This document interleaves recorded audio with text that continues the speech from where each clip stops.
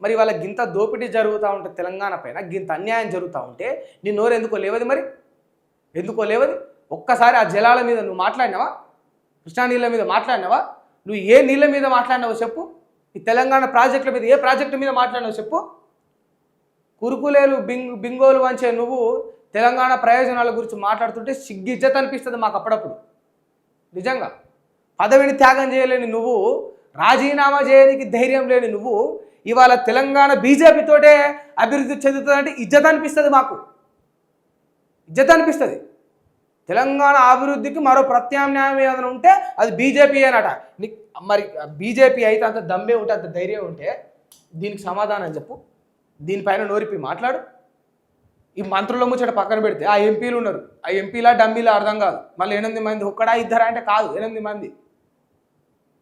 అది అట్లా పోని ఏం చేస్తూ ఉంటారు మీకు ఎందుకు పదవులు చెప్పుండ్రు ఇప్పుడు ఆడ